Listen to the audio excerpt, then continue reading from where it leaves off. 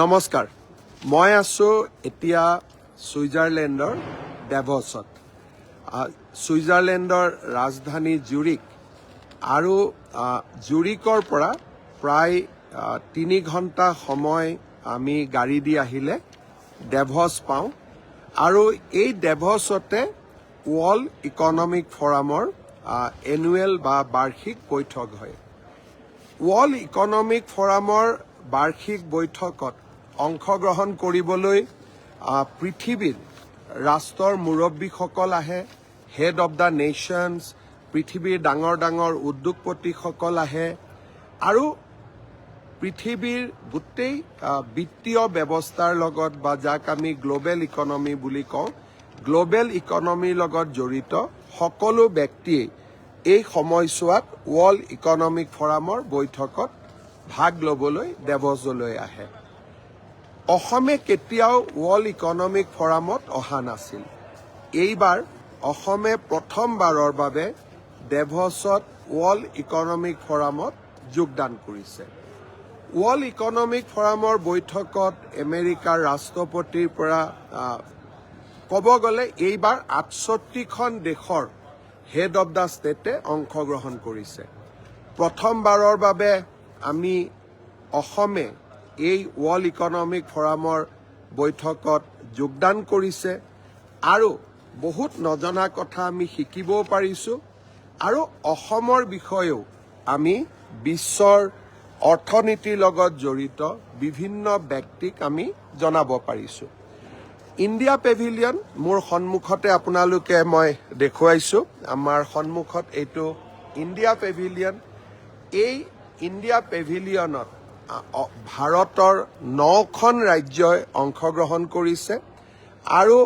9খন ৰাজ্যৰে মুখ্যমন্ত্ৰী উপমুখ্যমন্ত্ৰীসকলে আহি বিভিন্ন ইনভেষ্টৰ বা বিনিয়োগকাৰীসকলৰ লগত কথা পাতিছে। দেশ আৰু দেশৰ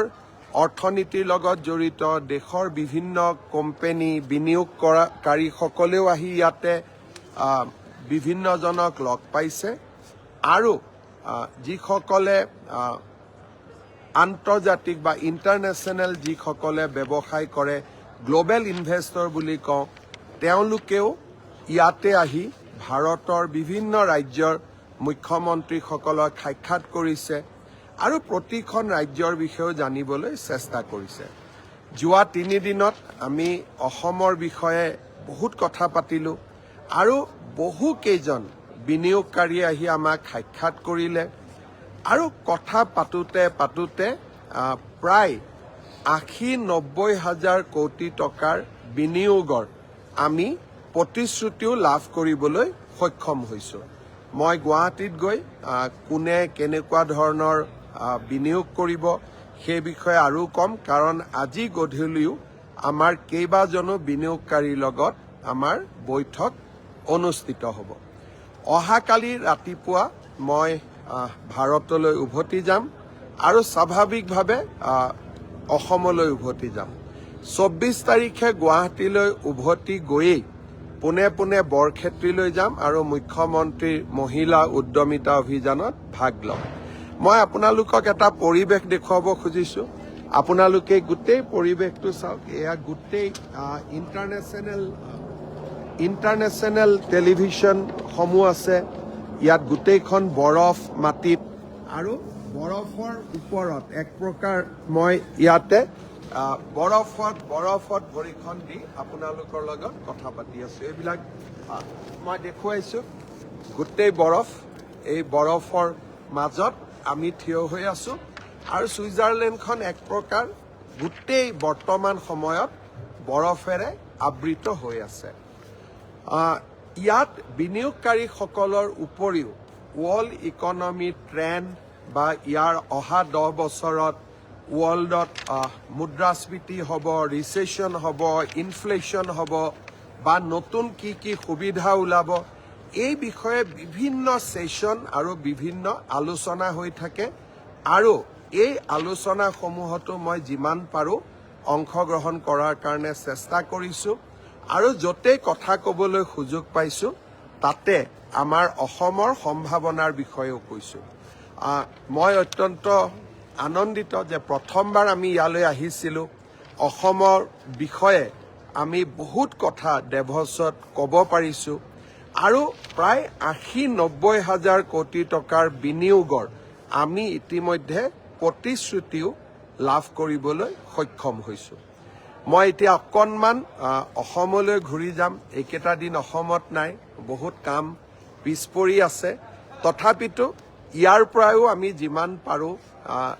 আমাৰ অসমত থকা কামবিলাক বা আমি কৰি থকা কামবিলাক আগবঢ়াই লৈ যাবৰ বাবে চেষ্টা কৰি আছোঁ ২৪ তাৰিখে মই উভতি গৈ পোনে পোনে বৰক্ষেত্ৰীলৈ যাম আৰু বৰক্ষেত্ৰীত আমি মুখ্যমন্ত্ৰী মহিলা উদ্যমিতা অভিযানৰ পুঁজি হিতাধিকাৰীসকলৰ মাজত বিতৰণ কৰিম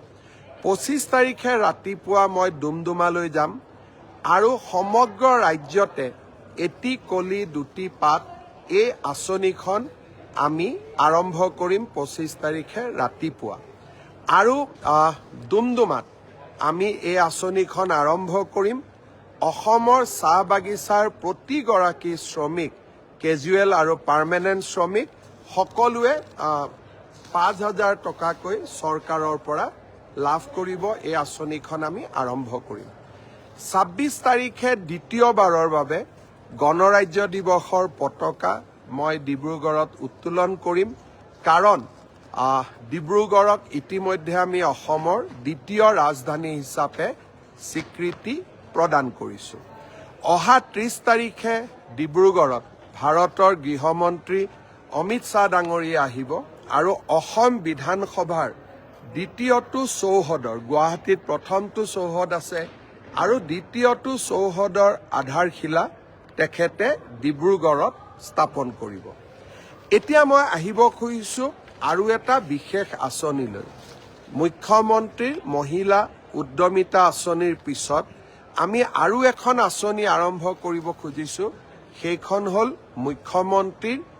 আত্মনিৰ্ভৰ অসম আঁচনি এই আঁচনিখনৰ জৰিয়তে ৭৫,০০০ যুৱকক আমি ২ লাখ টকাকৈ আগবঢ়াম এই আঁচনিখন ৭ তাৰিখে আমি কামৰূপ মহানগৰ জিলাত আৰম্ভকাৰীৰ মাজত আমি প্ৰথম কিস্তিৰ ১ লাখ টকা বিতৰণ কৰিম তাৰ পিছত ১২খন আৰু সভা অনুষ্ঠিত হ'ব ডিব্ৰুগড় তিনিচুকীয়া চৰাইদেউ শিৱসাগৰৰ হিতাধিকাৰীসকলক লৈ আমি ডিব্ৰুগড়ত এখন সভা অনুষ্ঠিত কৰিম বিশ্বনাথ শোণিতপুৰ দৰঙৰ হিতাধিকাৰীসকলক লৈ আমি তেজপুৰত এখন সভা অনুষ্ঠিত কৰিম বাক্সা তামোলপুৰ ওদালগুৰি হিতাধিকাৰীসকলক লৈ আমি তামোলপুৰ বা ওদালগুৰিত এখন সভা অনুষ্ঠিত কৰিম মৰিগাঁও নগাঁও হোজাইৰ হিতাধিকাৰীসকলক লৈ আমি এখন নগাঁৱত সভা অনুষ্ঠিত কৰিম এই ধৰণে আমি ১২খন সভা অনুষ্ঠিত কৰি এই পুঁজিসমূহ আমি আমাৰ যুৱকসকলৰ মাজত বিতৰণ কৰি দিম প্ৰায় ৭৫,০০০ যুৱক ইয়াৰ পৰা উপকৃত হ'ব ইয়াৰ পিছত এই প্ৰথম কিস্তিৰ ধন বা এই ৭৫,০০০ যুৱকক পুঁজি বিতৰণৰ কাম ৭ তাৰিখে আৰম্ভ কৰি আমি ১২ বা ১৩ তাৰিখে ফেব্ৰুৱাৰীৰ ভিতৰত আমি সমাপ্ত কৰিম ইয়াৰ সমান্তৰালভাৱে যোৱা বছৰ আমি ২৫,০০০ যুৱকক ১ লাখ টকাকৈ মুখ্যমন্ত্ৰীৰ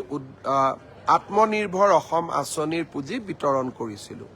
যিসকলে এই পুঁজি সফলভাৱে ৰূপায়ণ কৰিলে আমি তাৰ এটা এছেছমেণ্ট কৰি আছোঁ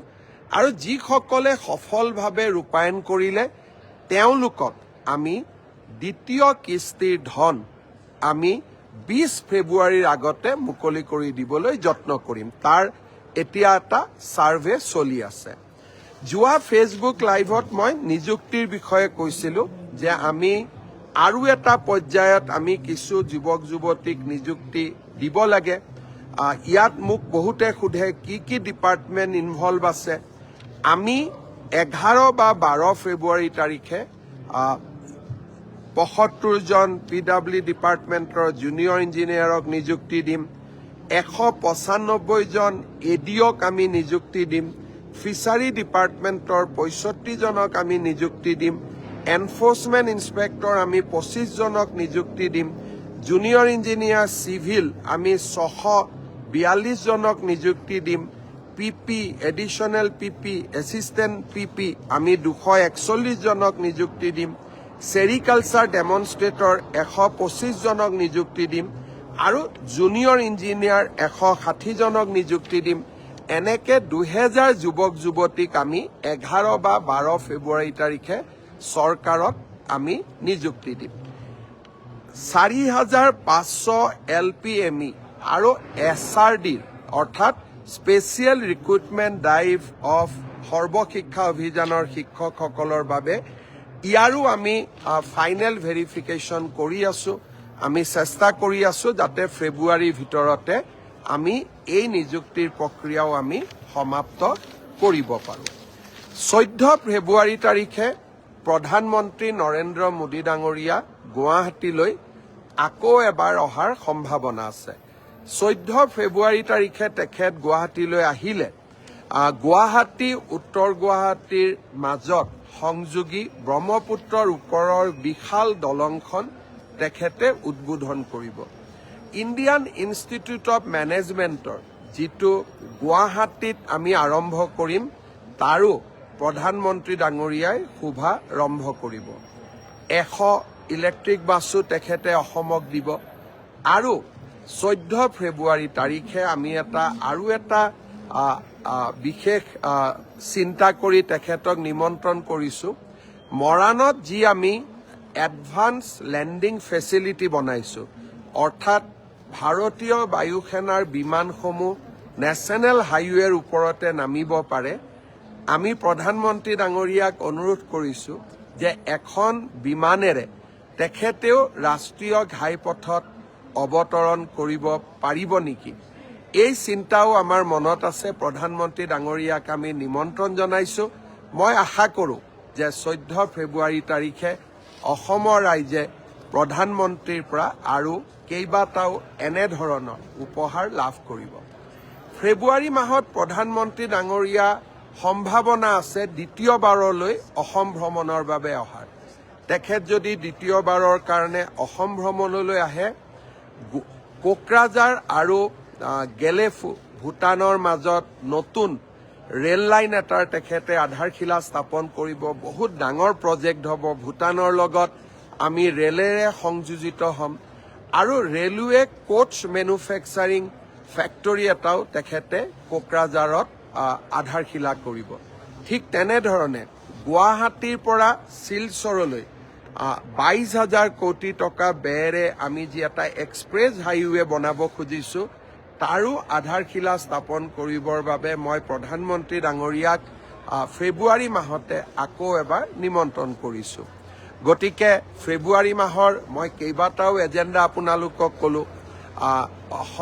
মুখ্যমন্ত্ৰীৰ আত্মনিৰ্ভৰ অসম অভিযান নিযুক্তি পত্ৰ বিতৰণ স্বাভাৱিকভাৱে